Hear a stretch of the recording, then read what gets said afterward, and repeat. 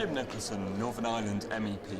There's really two issues here in relation to animal feed and what you're calling the crisis in the livestock sector. First of all, the immediate problem, and then the bigger issue, the longer term issue of CAP reform. Taking the immediate issue first, what do you think the European Commission, the European Council should be doing to ease the burden on livestock farmers?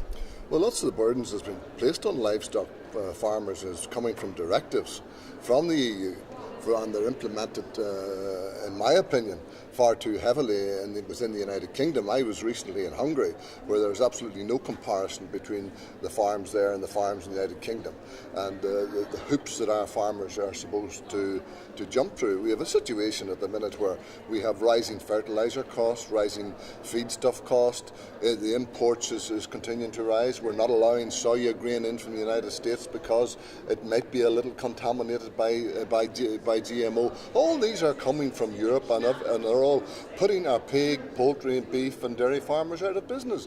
In the UK alone, I think it's about 10,000 dairy farmers have gone out of the industry in the last 10 years. Now, if that continues, where are we going to end up? And ultimately, they may be able in the short term to source some of the supplies to make up for this.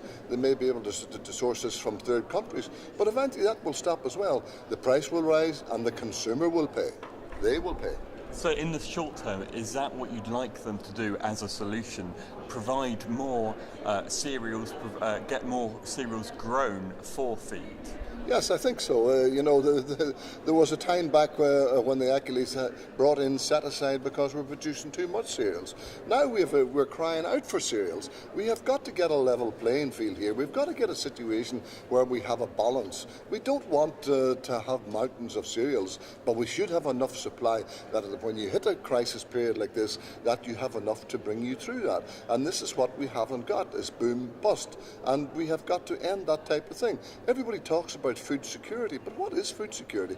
The food security is having a supply of good, wholesome food that people can buy in their supermarket, in their shops, in the corner shop or wherever, and actually be content when they go home to feed that to their families. And that is what food security is about, and that is what we're not giving them at this present moment of time, because while they all talk about food security, they are importing lots of meat and poultry and from outside countries outside the EU that do not come anywhere close to meeting the same standards of that which is produced within inside the European Union.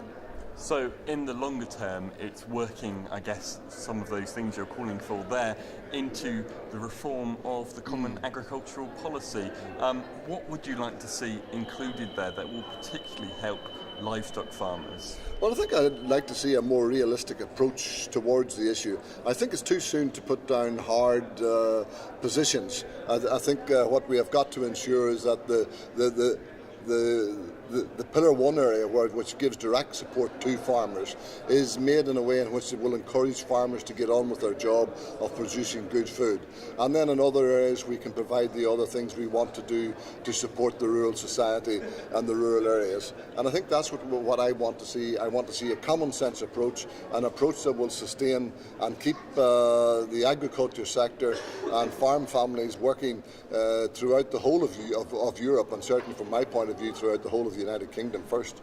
And how do you deal with that question of volatility that you were talking about earlier, with the price of feed going up and down, the price of fuel going up and down?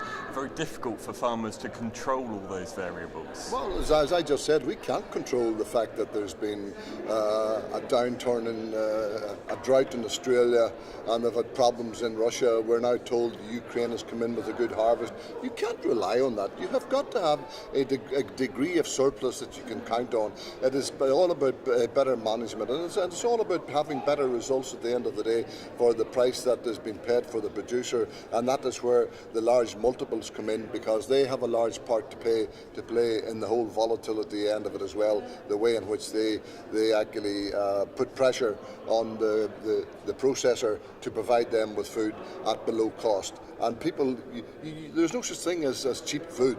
Food costs to produce, and that's the bottom line. So you pay for it one way or you pay for it the other way. And if you put the farmer out of business, you will really pay for it big time.